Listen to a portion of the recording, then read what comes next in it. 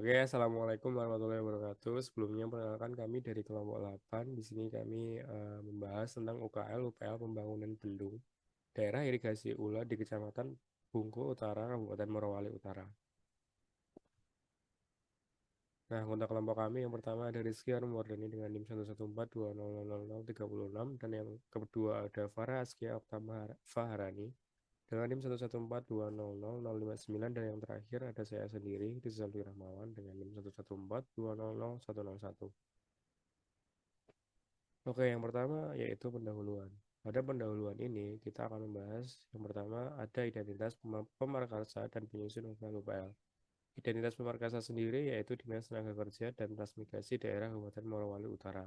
Sedangkan identitas penyusun ini dengan nama lembaga itu Pusat Kajian Pengembangan Masyarakat dan Kawasan Universitas Tadulako, PKMK, UN, UNTAD. Nah, penyusunnya sendiri yang pertama ada Insinyur Abdul Wahid, MSI, itu sebagai Ketua Tim Studi, kemudian ada Jusman, Jusman dan Sandi Prasetyo sebagai tim fisik kimia, dan yang terakhir ada Sardiana Junus sebagai tim Sesekbud dan Kesmas. Next. Latar belakang dibentuknya bendung ini tuh air merupakan salah satu faktor penentu dalam proses produksi pertanian. Nah, dalam memenuhi kebutuhan air itu kita perlu keper, berbagai keperluan usaha tani itu, maka air harus diberikan dalam jumlah, waktu, dan mutu yang tepat. Jika tidak, maka tanaman akan terganggu pertumbuhannya yang pada gilirannya akan mempengaruhi produksi pertanian. Pemberian air ini dapat dilakukan memerlukan sarana dan prasarana irigasi yang memadai. Nah, sarana dan prasarana itu dapat berupa bendungan, bendung, saluran primer dan sekunder, box bagi bangunan, bangunan ukur, dan saluran tersier, serta saluran tingkat usaha tani atau TUT. Next. Nah, tujuan dan kegunaan dari bendung ini yang pertama tujuannya itu untuk mengidentifikasi dampak rencana pembangunan dan pengembangan daerah irigasi ula di Desa Pasangke, Kecamatan Bungku Utara, Kabupaten Morowali Utara, terutama yang menimbulkan dampak potensial terhadap lingkungan. Kemudian yang kedua, mengidentifikasi komponen-komponen lingkungan yang terkena dampak potensial, dan yang terakhir, memperkirakan dan mengevaluasi kegiatan yang menimbulkan dampak potensial terhadap lingkungan hidup. Next. Sedangkan kegunaannya sendiri bagi pemerkasa itu sebagai bahan pertimbangan dalam proses pengambilan keputusan tentang kelayakan lingkungan terhadap rencana pembangunan dan pengembangan daerah irigasi. Kemudian sebagai pedoman dalam pelaksanaan upaya pengelolaan dan upaya pemantauan lingkungan UKL-UPL sehingga pembangunan dan pengembangan daerah irigasi ulah dapat dilaksanakan secara bijak lingkungan. Dan yang terakhir, sebagai bukti ketaatan dan kepedulian pemerintah terhadap peraturan dan hukum yang berlaku yang berkaitan dengan aspek lingkungan. Sedangkan bagi masyarakat sendiri, itu turut berperan serta dalam mencegah dan menanggulangi dampak negatif yang dapat ditemukan dan dapat dijadikan bahan masukan untuk berperan serta aktif dalam mengawasi dan memantau pengelolaan lingkungan di sekitar lokasi kegiatan yang akan dilakukan oleh pihak pemerkasa. Dan yang terakhir, kegunaan bagi pemerintah sendiri yaitu untuk membantu proses pengambilan keputusan tentang kelayakan lingkungan bagi rencana pembangunan dan pengembangan daerah irigasi ula di Desa Posake, Kecamatan Bungku Utara, Kabupaten Morowali Utara, dan menjadi bahan acuan dalam pengawasan, terutama dalam pelaksanaan pemantauan dan pengelolaan lingkungan hidup. Dasar hukum yang digunakan yaitu yang pertama ada UU Nomor 7 Tahun 2004 tentang sumber daya air, tentang pengelolaan jaringan irigasi dan fasilitas pendukungnya. Kemudian ada PP Nomor 20 Tahun 2006 tentang irigasi, yaitu pengaturan atau pengelolaan jaringan irigasi dan komponen pendukungnya. Kemudian ada Kepmen PU nomor 390 dan ada Permen PU nomor 10 tahun 2008. Next. Kemudian bab 2 yaitu uraian rencana kegiatan. Nah, rencana usaha atau kegiatan sendiri, yang pertama itu ada jenis usaha atau kegiatannya. Pembangunan bendung di daerah daerah irigasi pula di Desa Posangge dengan wilayah jaringan irigasi melayani tiga desa, yakni Desa Taronggo dan Pasa, Desa Posangge dan Desa Toala Atas. Jenis-jenis kegiatan sendiri meliputi yang pertama ada penyiapan lahan, kemudian ada pembangunan base camp dan kantor, ada pembuatan jalan usaha tani, atau jalan inspeksi, kemudian ada pembuatan bendung, kemudian ada pembuatan saluran pembawa, kemudian ada pembuatan saluran jaringan, dan yang terakhir ada pembuatan tanggul. Next. Sedangkan lokasi rencana usaha atau kegiatan dan kondisi daerah proyek. Lokasi sendiri secara administratif ini terletak di Desa Posangge dengan wilayah jaringan irigasi melayani 3 desa yakni Taronggo, Desa Posangge, dan Desa Takola Atas dengan luas areal tahap awal mencapai kurang lebih 990 hektar. Selanjutnya akan dikembangkan hingga mencapai areal seluas 2.000 hektar. Nah, area ini terletak di dalam wilayah administrasi Kecamatan Bungku Utara, Kabupaten Morowali Utara. Kondisinya secara administratif, lokasi rencana pembangunan bendung dan daerah ini akan dikembangkan ke areal seluas hingga 2.000 hektar. Nah, area ini termasuk dalam wilayah administrasi Bungku Utara, Kabupaten Morowali Utara. Next. Nah, berikut bentuk petanya. Bentuk peta situasi.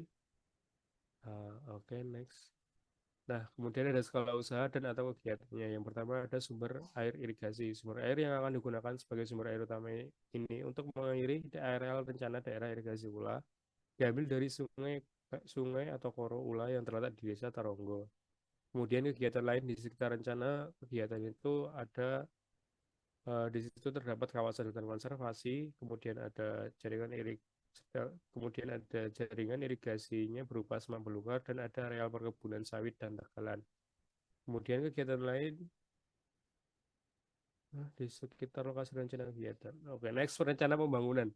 Yang pertama tentang bendung atau inseksual atau bangunan utamanya. Nah, itu berfungsi untuk menampung, menyimpan, dan memasukkan air ke areal sawah. Kemudian yang kedua, bangunan saluran pembawa atau headrest. Nah, ini saluran primer dan sekundernya, yaitu berguna untuk menyalurkan air dari bendung intake sampai ke bangunan bagi petak tersier atau tempat mulanya air masuk pada areal sawah. Kemudian ada bangunan bagi atau sadap untuk membagi air ke saluran berikutnya dan untuk ke petak tersier sesuai dengan jumlah kebutuhan air irigasinya. Kemudian ada bangunan pelengkap lainnya, yaitu ada gorong-gorong, kemudian ada bangunan terjun, ada jembatan, ada jalan inspeksi, dan jalan petani. Next. Tahap pelaksanaan kegiatan sendiri, yang pertama ada tahap prakonstruksi, yang meliputi kegiatan survei, kemudian ada sosialisasi, kemudian ada pembebasan lahan. Dan yang kedua ada tahap konstruksi.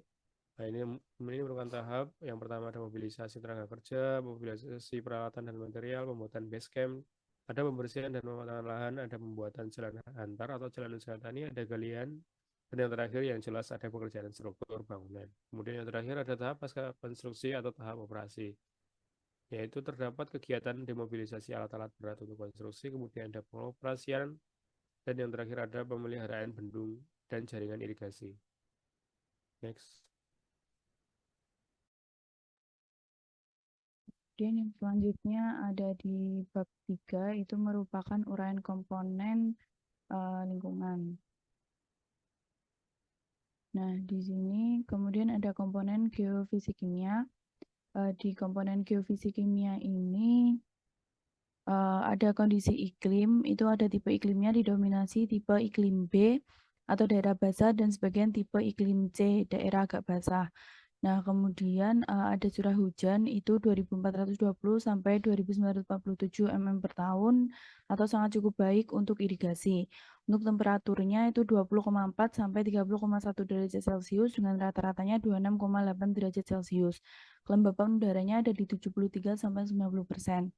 Nah, untuk fisiografi dan geologinya yang pertama ada topografi, di sini didominasi pada bentuk wilayah datar. Kemudian ada geologi wilayah studi dan bahan induknya, ada formasi aluvium dan endapan pantai dengan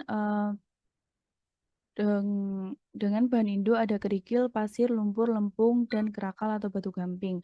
Kemudian ada formasi kompleks ultramafik, itu ada perselingan peridotit, Habsburgit, dunit, dan gabbro.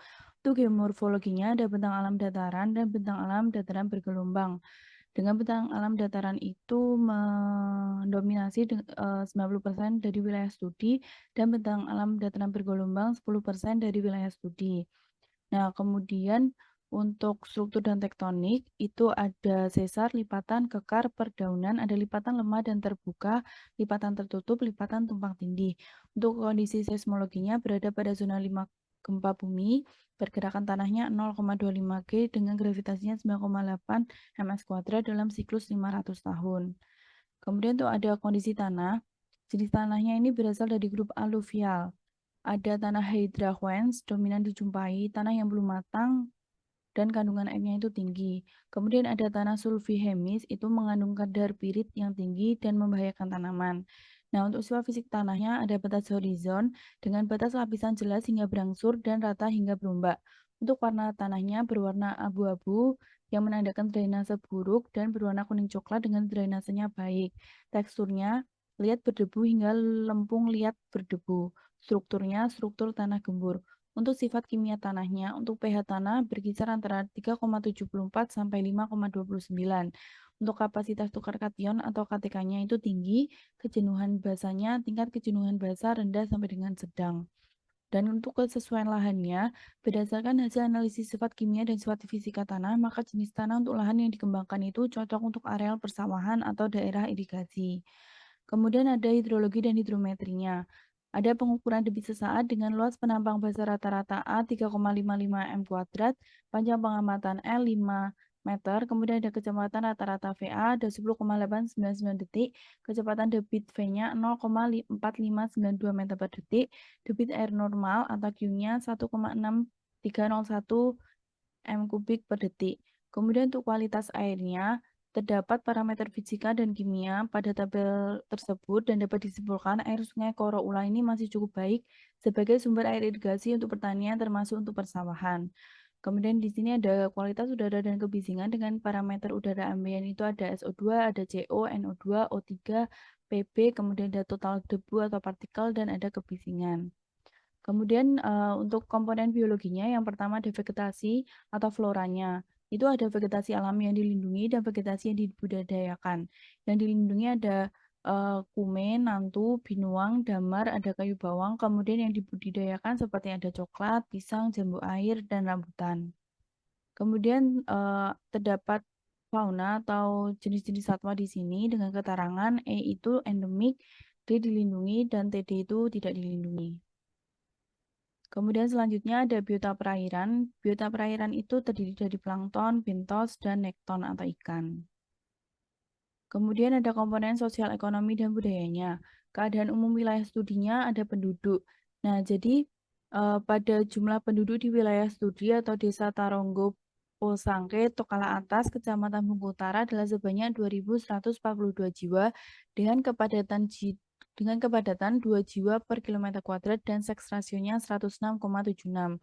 Nah, kemudian ada struktur penduduk berdasarkan kelompok umur di wilayah studi dengan usia produktif atau 15 sampai 64 tahun ini mendominasi.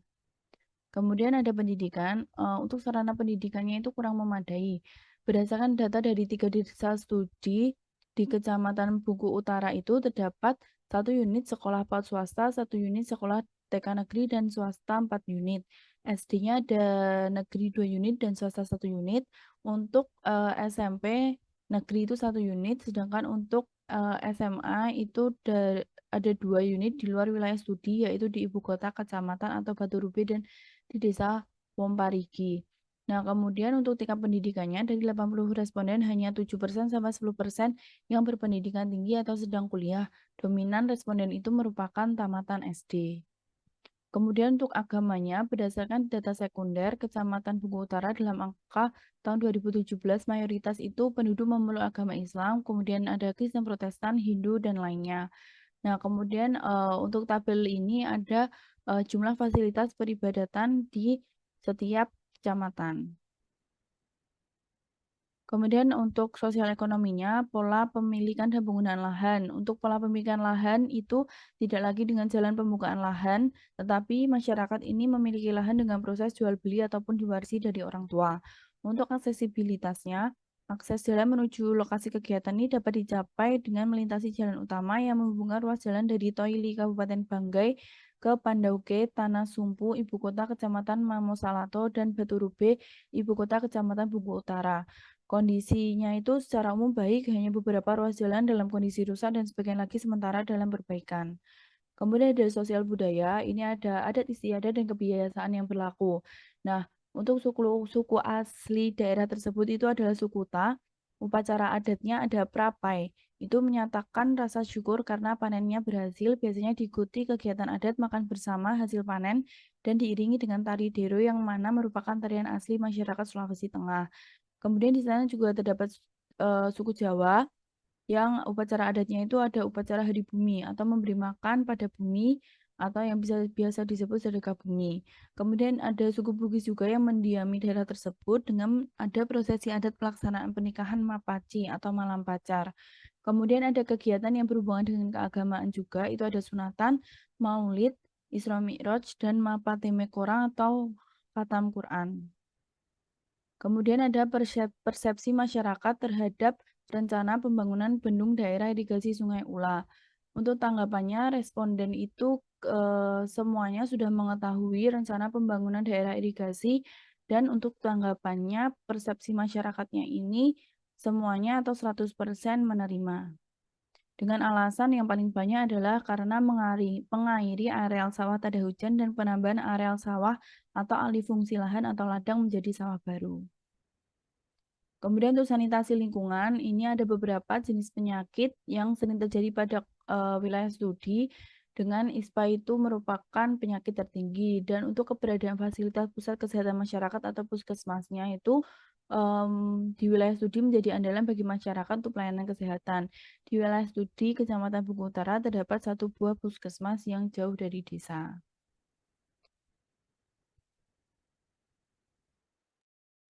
Selanjutnya masuk ke bab 4 yaitu terkait dampak lingkungan yang akan terjadi. Jadi tadi sebelumnya sudah dijelaskan terkait komponen lingkungan dan ini akan ada kaitannya terkait dengan dampak lingkungan yang akan terjadi dari proses pembangunan bendung daerah irigasi Ula di Kecamatan Bungku Utara, Kabupaten Morowali Utara. Oke, dari beberapa kegiatan baik dari tahap konstruksi, konstruksi hingga pasca konstruksi, ini terdapat beberapa perakiraan dampak dengan detail kegiatan yang dapat mempengaruhi dampak lingkungan tersebut dan komponen lingkungan yang terdampaknya. Berikut yang perakiraan dampaknya. Yang pertama ada kualitas udara, kebisingan, kuantitas air larian, peningkatan muka air tanah, kualitas air permukaan, erosi dan sedimentasi, arus lalu lintas atau kerusakan jalan, perubahan ekosistem, perubahan atau hilangnya struktur penghuni ekosistem, perubahan perilaku satwa dan populasi. Dan jadi next.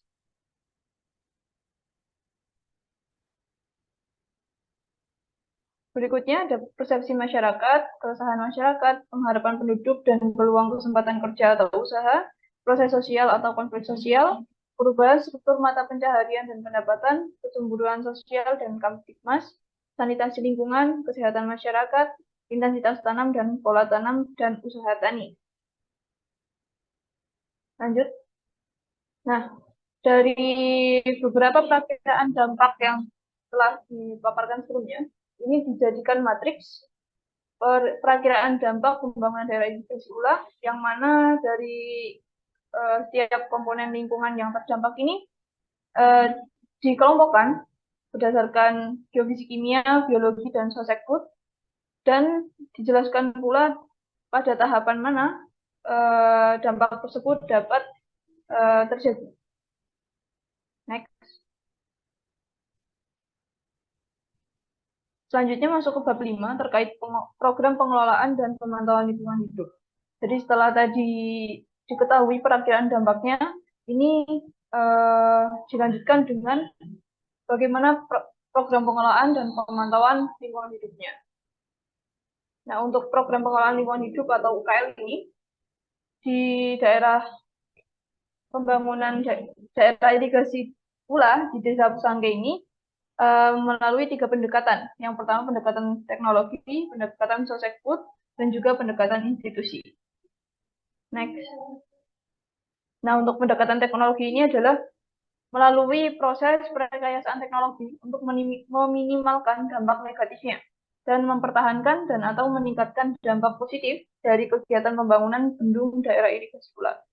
Nah, untuk pendekatan teknologi ini meliputi yang pertama untuk mencegah atau mengurangi timbulnya pencemaran udara dan kebisingan pada saat kegiatan mobilisasi material dan peralatan dan pengurugan. Kemudian untuk mencegah timbulnya kecelakaan lalu lintas dan dengan memasang rambu-rambu dan pengaturan secara bersama-sama dengan masyarakat. Kemudian yang selanjutnya mengembangkan dampak positif untuk meningkatkan pendapatan masyarakat akibat berkembangnya kegiatan di sekitar pembangunan daerah irigasi ulah dan jaringan irigasinya. Next.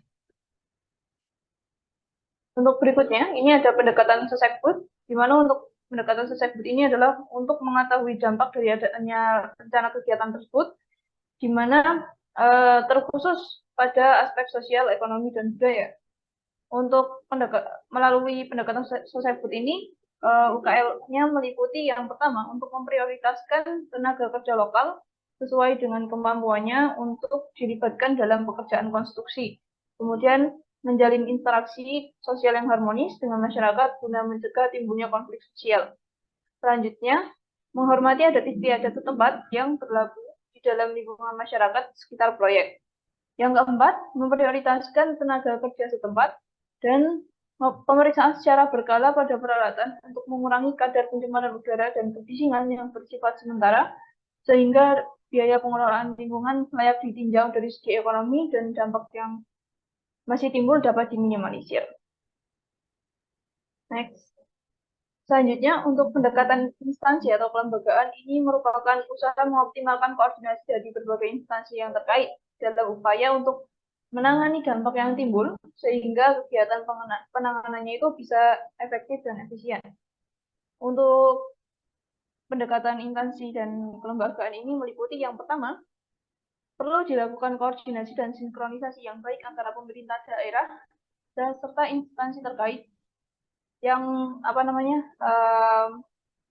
dalam pengelolaan lingkungan hidupnya. Kemudian yang kedua, pengawasan terhadap hasil kerja untuk pengelolaan lingkungan hidup oleh instansi yang berwenang. Kemudian yang ketiga, pelaporan hasil pengelolaan lingkungan hidup secara berkala kepada pihak-pihak yang berkepentingan.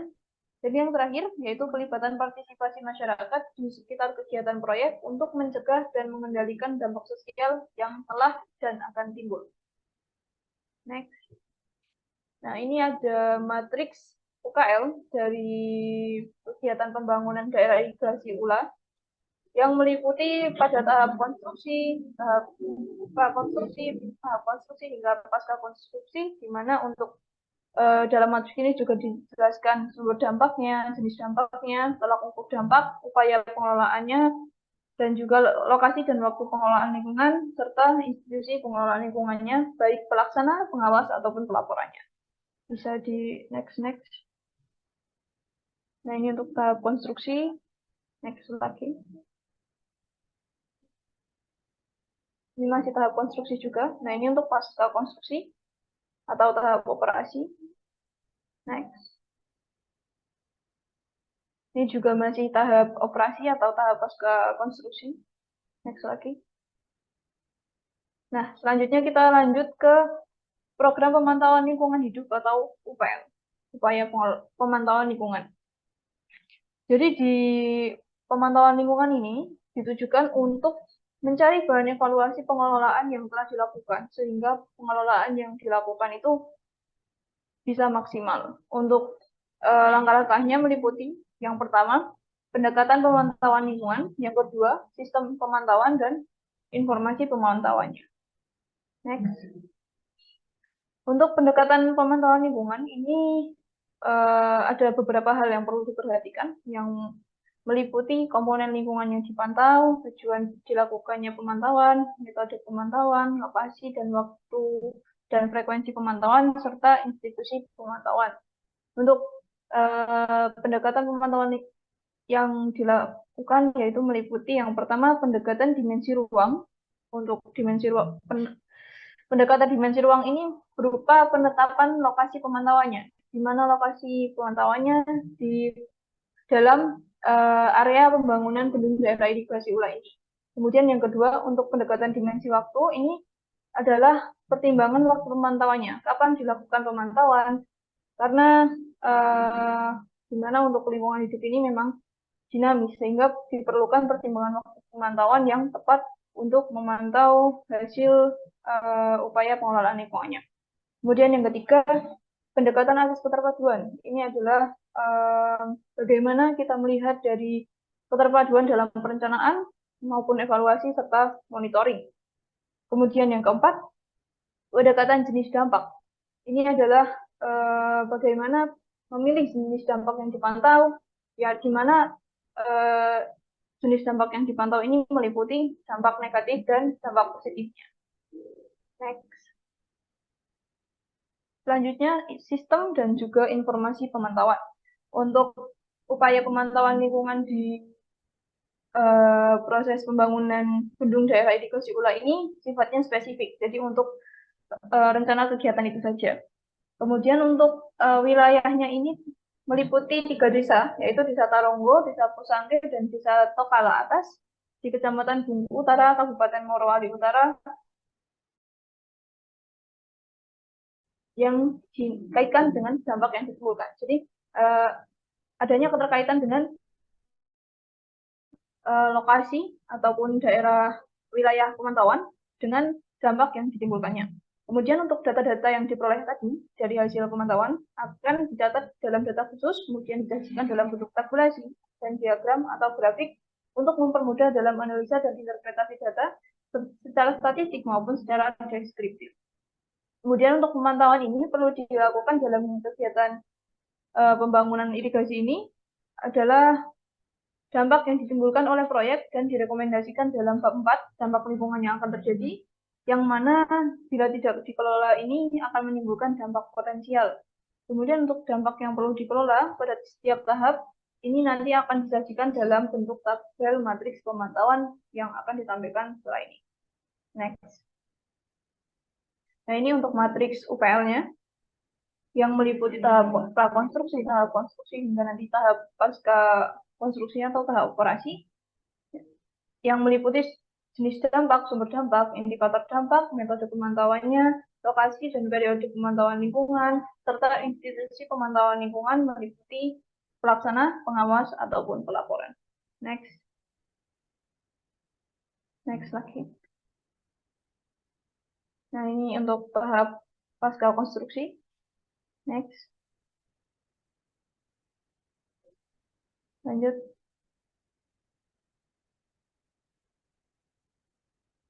Oke.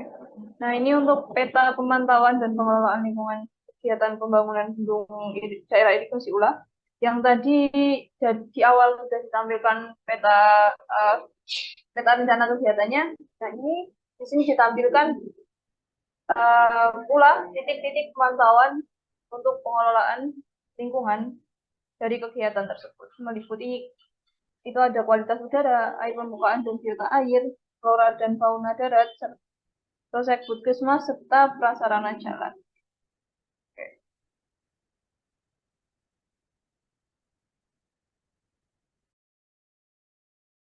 Sekian presentasi dari kelompok kami, kurang lebihnya mohon maaf. Assalamualaikum warahmatullahi wabarakatuh.